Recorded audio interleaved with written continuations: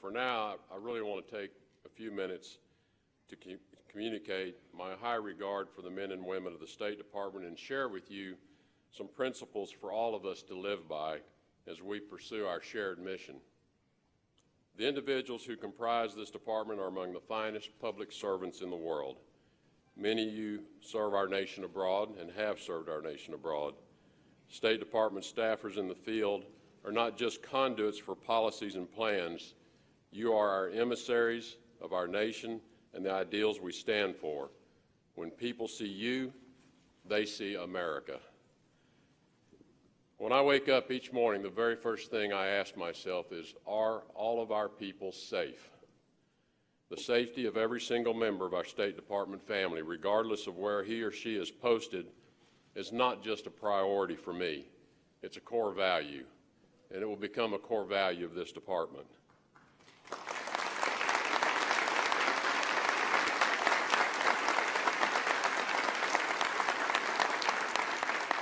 This means the State Department family here in the U.S. and all those agencies serving under Chief of Missions abroad, including civil service, foreign service officers and specialists, locally engaged staff of host country and third country nationals, interns, fellows, support contractors, and implementing partners, and not least of all, the family members who support us at home and in our service to our country overseas.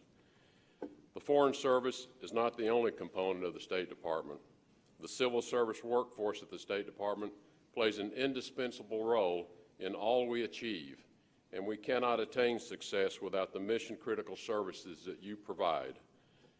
Though we often live in a world of headlines, working outside of the public eye does not make you any less essential to our operations. Your dedication, your intelligence, and your sound judgment are the brick-and-mortar elements of all we do. We all depend on your good work, and I know it will continue. One of the great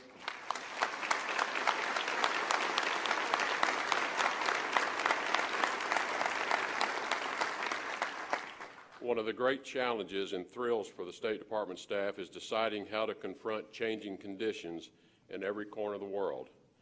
And I encourage all of you to use your natural and well-developed skills to adapt to changes here at home as well. I know this was a hotly contested election, and we do not all feel the same way about the outcome. Each of us is entitled to the expression of our political beliefs, but we cannot let our personal convictions overwhelm our ability to work as one team. Let us be understanding with each other about the times we live in as we focus our energies on our departmental goals.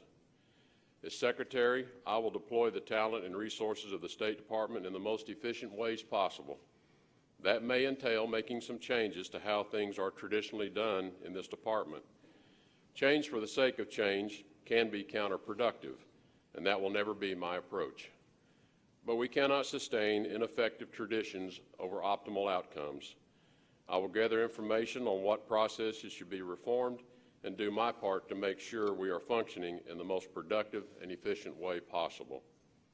Regardless of the circumstances shaping our country or our department, we must all remain focused on the mission at hand before us. I remind you that our undertakings are larger than ourselves or our personal careers. Our duty is to faithfully represent our nation in the arena of foreign affairs. If we stay focused on the work before us, I promise I will work to ensure you achieve your own personal success and your professional satisfaction in what you are doing. For every individual who works at the State Department, I ask that we adopt a few core principles. First, I believe that any organization runs best when all of its members embrace accountability. From the mailroom to the boardroom, every member of a team has a job to do. I know nobody will always be perfect, and that certainly includes me. But I ask that everyone strive for excellence and assume responsibility for their actions and their decisions. The New England Patriots have signs posted all over their team facilities that simply say, "Do your job." It is a brief message, but one with profound importance. If we all do our jobs and embrace a willingness to be held accountable for our performance, we work better as a unit, move closer to attaining our goals. It's worked pretty well for the Patriots over the years, as I must admit. Secondly, I want us to be honest with one another. We're on the same team. We share the same mission. Honesty will undergird our foreign policy, and we'll start by making it the basis of how we interact with each other. Lastly, we're going to treat each other with respect. No one will tolerate disrespect of anyone. Before we are employees of the State Department, we are human beings first. Let us extend respect to each other, especially when we may disagree.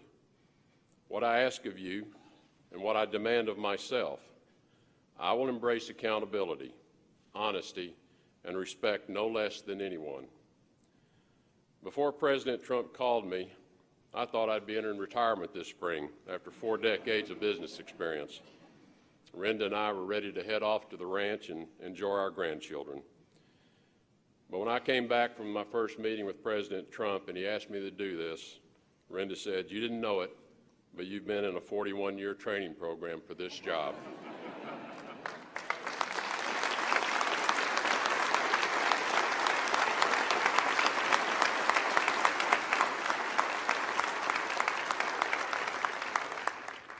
So despite our own dreams, she said, "You're supposed to do this." Well, my first day's here. I'm on the job. Hi, I'm the new guy.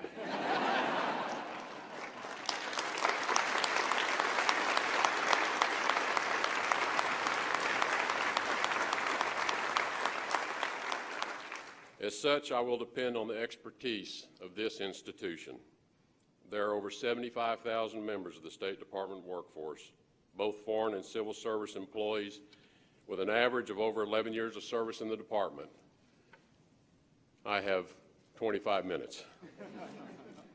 You have accumulated knowledge and experience that cannot be replicated anywhere else.